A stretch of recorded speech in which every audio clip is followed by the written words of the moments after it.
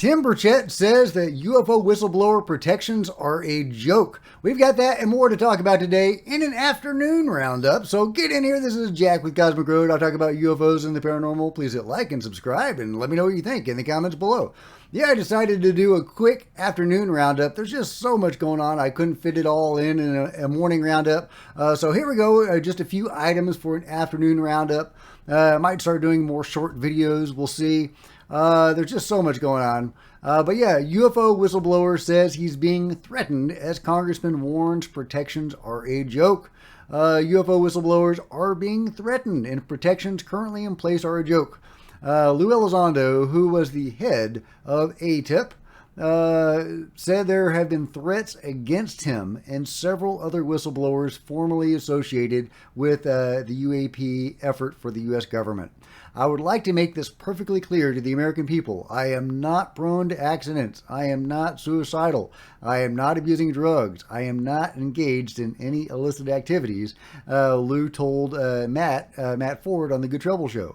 If anything happens to me or my family members in the future, you will know what happened. And by the way, it's cool to see Matt Ford getting a shout out from Fox News. Very cool. Way to go, Matt. Not sure if this is the best picture of Lou to lead with, but I guess he does look properly, sober, and, whatever, but that's not a great photo of Lou. Come on, guys. Representative Tim Burchett, who has been one of the lawmakers leading the push for full UFO disclosure, is a personal friend of Elizondo. There is a whistleblower protection, but it's a joke, and we know it's a joke, Tim Burchett told Fox News Digital. And it says the congressman and Elizondo had dinner around the time Elizondo made it known he was being threatened. Not good that whistleblowers are being threatened. I wish they were being protected more. We will see what whistleblower protections are put in place. Hopefully something very strong that will compel more whistleblowers to feel comfortable coming forward. So, we'll see what happens there, but it's certainly a big deal. Meanwhile, you may have seen the climate activists that defaced Stonehenge, which is just, really, really unfortunate, really troubling that would happen. We all want to clean, editorial guys, sorry, but, we all want a cleaner environment, but this is not the way, guys. This is not the way. But what you might not have heard about, or maybe you have, is that there were UFOs, or at least one UFO, that made an appearance during this vandalization of Stonehenge. And you can clearly see it right there. And there's more photos of it besides. Here's another photo. I think there's at least one more of this object in the sky over Stonehenge when the activists were defacing it, or at least right afterwards anyway. So were they checking up on the situation? Is this just one of the UFOs that's always over Stonehenge?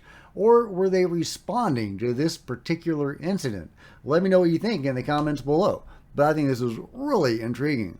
Meanwhile, from Askapol, Intel Chair Mark Warner, unaware that Kirsten Gillibrand's planning a Senate UAP hearing. It's a weird disconnect, right? I mean, they're both in the Senate.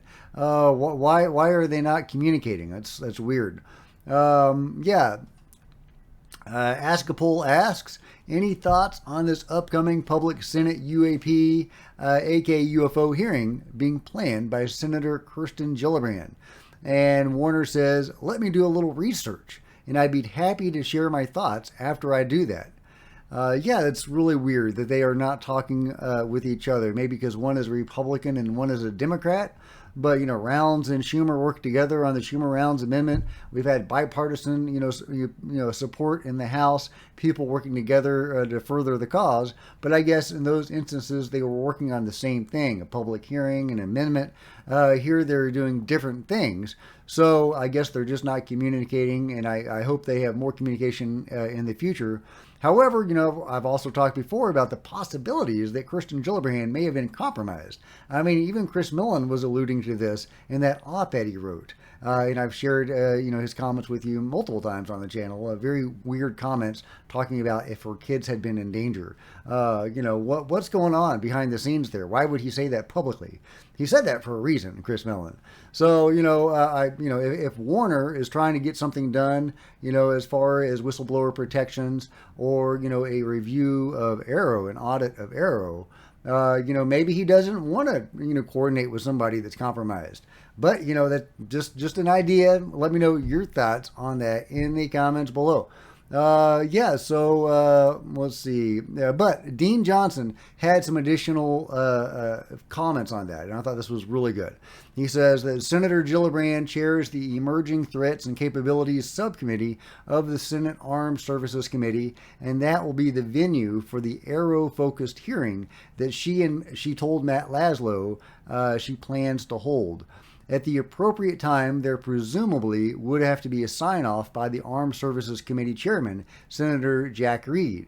It would not be surprising if Senator Gillibrand at some point mentioned the planned Arrow-focused hearing to Senator Warner. She sits on both committees, or if there were discussed between their staffs before it is publicly scheduled. But it is also not surprising if that has not happened yet. At the time of Mr. Laszlo's last conversation with Gillibrand, she had not yet decided whether to have the hearing in July or September. And since we don't know when a new Arrow director will be named, the identity of the star witness also remains to be determined. Yeah, it's either July or September, because there's going to be an August recess, and if they don't get it done by July, nothing's going to happen until September. So yeah, the people in Congress aren't busy with UFO transparency right now. They are busy planning their vacations in August. But I guess they are leaving a little room for UFO stuff, so that's good. They are planning these hearings. I'm very interested in this Arrow-focused hearing that Kirsten Gillibrand is going to have. I would love this to be an Arrow bashing hearing. But, Kirsten has been very cozy with Arrow and the lovely Dr. Chunker Patrick. So it'll be really interesting to see the flavor of that hearing if and when it happens in the Senate. Meanwhile, we have other hearings, hopefully with UFO whistleblowers, that are going to begin occurring in the House after the August recess. So, but yeah, a really good context here from Dean Johnson. I love it. So I think that's about all I'm going to do today. I'm going to end with Dick Van Dyke at 98, rocking it. I mean, man, he's got better moves at 98 than I do now. I mean, the dude's still got it. I love it. I love it. You go, Dick. And so let me know what you think about it all in the comments below. And if you've enjoyed this video, please give me a big thumbs up. I'd sure appreciate it. Smash the like button and the subscribe button and the bell to be notified of future videos. You don't want to miss a thing. Join me on social media, Facebook, Twitter, Discord, links below. Love to see you guys there. And if you wanted to support Cosmic Road in a bigger way, consider grabbing a coffee mug or a t-shirt or a baseball cap in the merch store below, or by becoming a channel member. Channel members are rock stars, and I really appreciate you guys' support. Thank you so much. Meanwhile, there are plenty of other videos on the channel, and I'll see you guys next time. This is Jack with Cosmic Road, signing out.